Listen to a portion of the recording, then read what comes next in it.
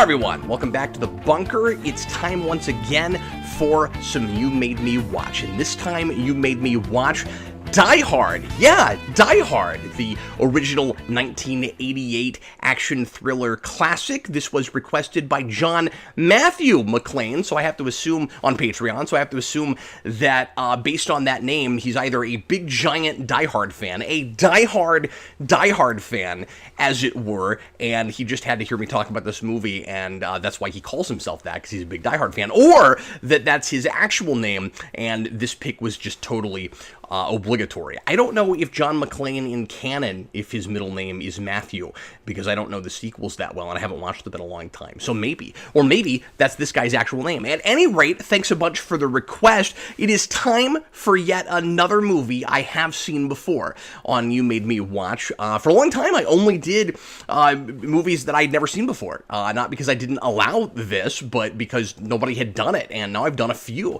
But it has been a long time since I've seen this, just like all those others of movies that I have seen, but not in forever, so it's time to reevaluate it. And in reevaluating it, it is totally, unsurprisingly, still fantastic. It's not like Top Gun, where the story and character seams are showing a little. I mean, like, I like that movie, but I don't think it's quite as great as Die Hard. Or like Minority Report, where it's more conventional than I remembered.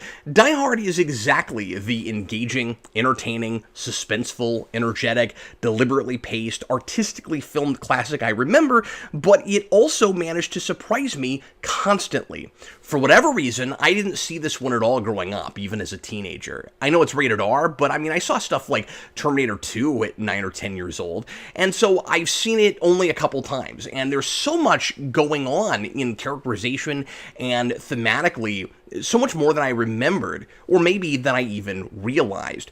This is a deconstruction of the 80s action movie that then becomes, arguably, the new model for 90s action movies. It breaks the mold and then reinvents the formula that would be used over and over after this by movies like Under Siege and Speed. Movies that are simultaneously over the top and sometimes a little cheesy, but also embed enough realism to make the situations and characters credible, so you forget how ridiculous they are as you're swept up in the suspense. Die Hard is not an altogether realistic movie, and yet it's all about public servants who have become complacent and think the world is just like the movies, like a fantasy, that they can predict what every bad guy is going to do, as if they're in a Western or a cop movie, and most of them fail at every turn because real life is unpredictable and because they're not taking their jobs seriously. I didn't remember Die Hard as a scathing criticism of both law enforcement and the media, but this becomes a satire of both very quickly, as we see incompetent cops like the lieutenant who won't listen to Al, the one cop who knows what's going on inside Nakatomi Plaza with the hostage situation and thinks negotiating with terrorists is easy, when he might realize he's not even dealing with terrorists if he only looked at all the clues and read between the lines, and like the amusingly named FBI agents Johnson and Johnson, no relation, who play right into villain Hans Gruber's hands and shut down the building, which is exactly what Gruber needs them to do so he can get into the vault. And then you've got the reporter guy who will do whatever it takes to get the story and doesn't really care what happens in the situation as long as, he gets his scoop. By contrast, our hero, John McClane, wants to be like every movie hero. He is into classic action movies and looks up to their heroes, but he ultimately prevails because he's the most realistic and resourceful person there.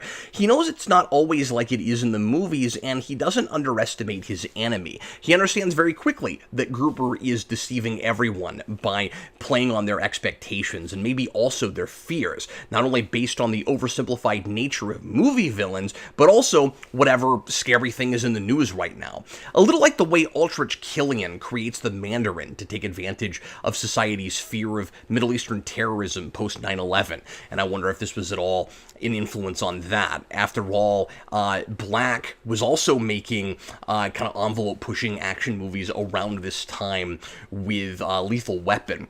Gruber just wants to steal a lot of money, but he throws the police off by pretending to be a terrorist.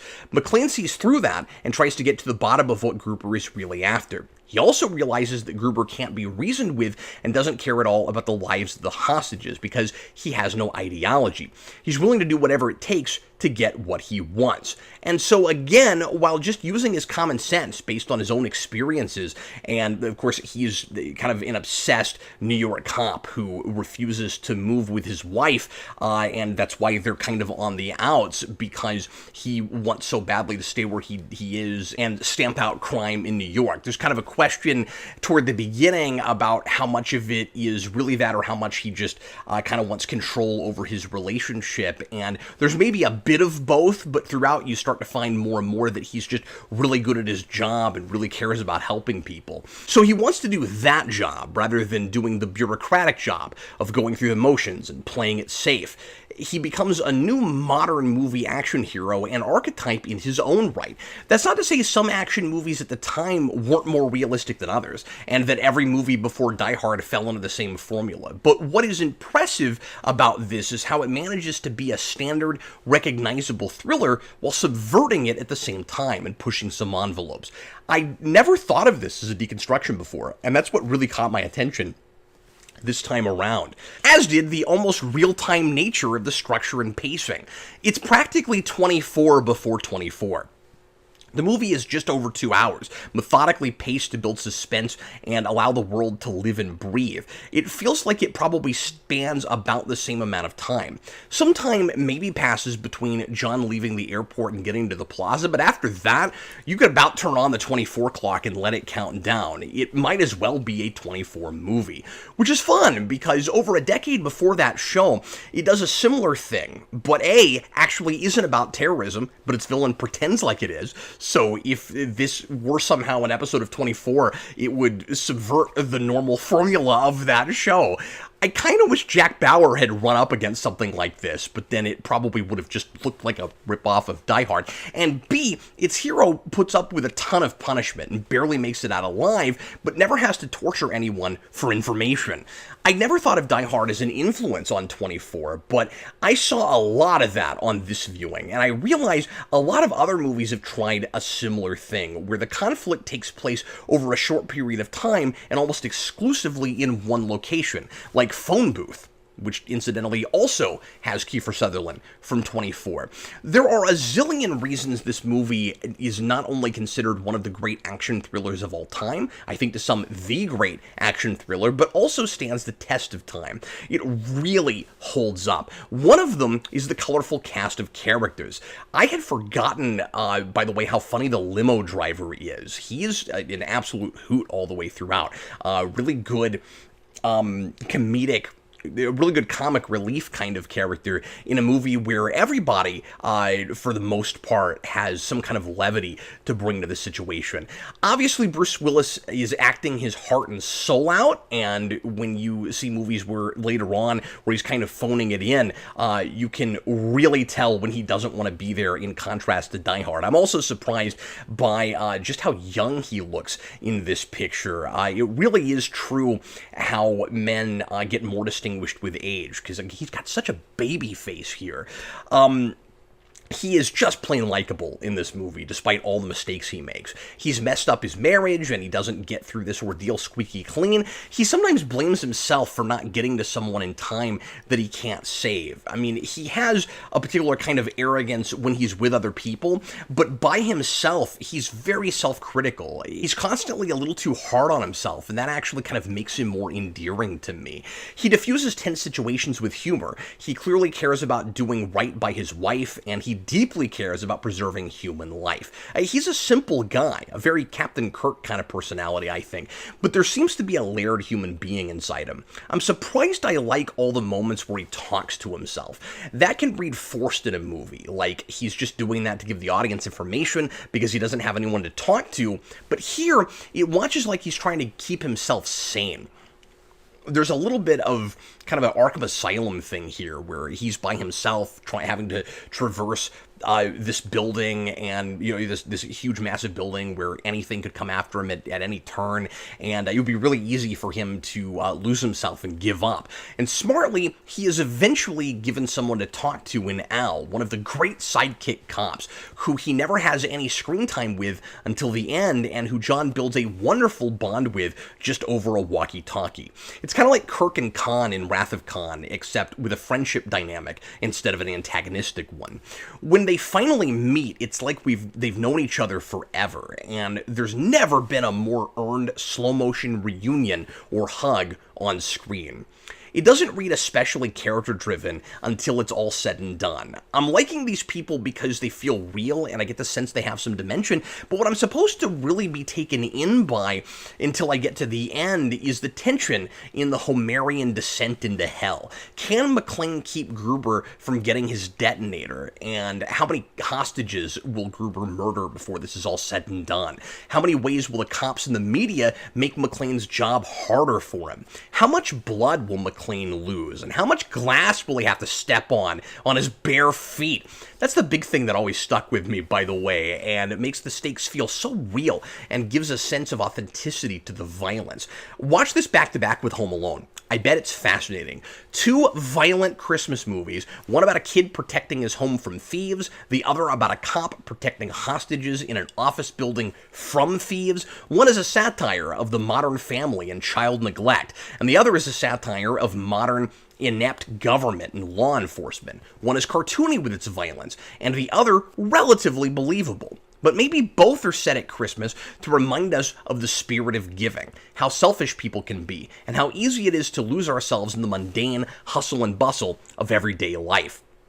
It seems like you can't bring up Die Hard anymore without someone making the point that it's a Christmas movie. And yes, it is, but it's annoying when people go so far as to act like you shouldn't even watch it out of season. It's a landmark action thriller that was released in the summer. Like Terminator 2, I can watch it whenever I want, okay? But I won't argue that it isn't a Christmas movie. It's just enough of some other things, too, that it's worth watching at any time of year. Yeah, I feel weirder watching something like Miracle on 34th Street or even It's a Wonderful Life in the middle of the summer, which is even less intentionally a Christmas movie than this is. But Die Hard definitely isn't just a movie set at Christmas time. It's about an evil German man with a mostly British accent who wants to take a lot of money instead of give on Christmas Eve. By the way, Hans Gruber is the most German name possible, while Alan Rickman is not trying especially hard to sound German, and when he fakes an American accent, that's actually more believable as American than his German accent is as German. I mean, he's just, most of his inflections are British. It's a lot like, I know I'm making a lot of Star Trek references, it's a lot like watching, Captain Picard being a French guy, but sounding British. There's not a more Christmassy evil villain plot than what we have here. It's about a man who comes to appreciate what he has and stops taking his wife and his family for granted. It's about family reconciliation at the end. With both John and Al, it's about learning to forgive yourself. The spirit of Christmas is all about forgiveness, and I like that Al's redemption is specifically about the death of a child, which he caused in a shooting accident and he never forgave himself for until he gets the chance to shoot the remaining henchmen at the end and save a lot of people, which must have been one of the most crowd-pleasing moments in a movie theater. What better setting and time for this arc is there but Christmas? I said earlier I was surprised a lot this viewing, and not just by the new ideas I picked up on, but by the artistry of it. I love the way Ode to Joy becomes kind of the theme for Hans Gruber, starting as the cliché classical song that is apparently playing on loop at the party at the beginning. Like, either there's an orchestra there and that's all they know how to play, or it is just on a cassette or a CD and it's played on loop. And then especially Ode to Joy weaving in and out of the score throughout. I think that explosion on the bottom floors in the third act is mind-blowing. The sense of terror and atmosphere there is incredible. I mean, I've seen it, and it was just blood-boiling, like I'd seen it for the first time. It's so visceral and real. I really need to watch this on the big screen, and I hope a theater close to me plays it at some point. And one of the things I most remember is Alan Rickman as Gruber, which for a lot of people is what really makes the movie. He's so charismatic and ruthless at the same time, the quintessential bad guy you love to hate. He's so wonderfully condescending to the police. He knows just how incompetent they are, and it sometimes feels like he's doing this just because he can, and he wants to prove they're inept. I don't mean to read something into this that's not there. I know it's all about the money, but man, is he relishing in being able to play both the local police and the FBI like a fiddle. It's like he's playing a video game on easy. And it totally burns him that one lone cop is always one step ahead. Rickman's voice, even though he's hardly doing a German thing at all, is so deliciously cold, but he also uses it for great dry wit, like when he gives the police a list of people he wants released to him, pretending to have terrorist demands, and then he says, "It was just something I read in Time magazine." I didn't remember the scene where he pretends to be one of the partygoers and gets in a verbal tete-a-tete with John, where they're both sizing each other up, and John seems to completely fall for his act, only to hand him an unloaded weapon. I think that might be my favorite scene now. It's brilliantly tense. God, this movie is filled with such a variety of different kinds of dramatic scenes. I think my second favorite tense moment is the guy who works for the Nakatomi company who comes in and thinks that he can save himself and maybe everyone by giving Hans Gruber John McClane, and he has no idea what he's doing, and John does everything on the walkie-talkie to save him, but there's ultimately nothing he can do, because of course he's not going to negotiate with this guy, or he's gonna die also, and then he can't possibly save everyone. That part where the henchman is pouring the coke, and that you just know he's about to die, like they're pretending like he's almost like he's with them now, and like they're not gonna do anything to him because he's helping them out. No, he's about to get blown away, and he has no idea, and that scene is wonderfully tense. There's not much I would change about Die Hard. There's a place in the middle of the movie where it starts to drag for me some. A lot of John making his way through walkways and ductwork, but it is necessary stuff, and it's building suspense for epicness right after. Sometimes I feel like the police and FBI are typically overly stupid, but then this time I saw that as more satirical than I had before. Like it's quite intentional, so it's hardly a criticism. I like John's realization that he's been a jerk to his wife and how badly he doesn't want to lose her, so I believe it at the end when he wants to work things out and be more reasonable. Her career is as important to her as his is to him, and it's unfair for either to expect the other to give up their passion, but his wife is maybe too quick to announce she's changing her name back to McClane again. I like that she's rediscovered her appreciation for her husband, but his saving everyone's lives, even including hers, still doesn't really solve the problem between them, and it maybe undercuts his arc a little. At the beginning, the point seems to be that he's the problem, not her, but by the end, it's like they both have the same arc, and I just need to get more of a sense of her faults then, or it watches like a typical my hero sort of ending. But I want to thank John Matthew McClane for making me watch this again. Obviously, I'm feeling it. What an absolute treat. This was a whole lot of fun. Thanks everybody for watching. Hope you enjoyed the video. If you would like to make me watch or read something, either a movie or a comic book for the Comic Vault, you can join Patreon at the $15 tier. That's patreon.com/geekvolution. And if you pledge one time and just let that roll over for the first month, you can get one review. If you stay at that tier, you'll be put into the rotation, and you'll get a review every 2 to 3 months or so. In the meantime, you guys are wonderful. I really appreciate you watching, and I will see you again next time. I'm Captain Logan. Later, folks.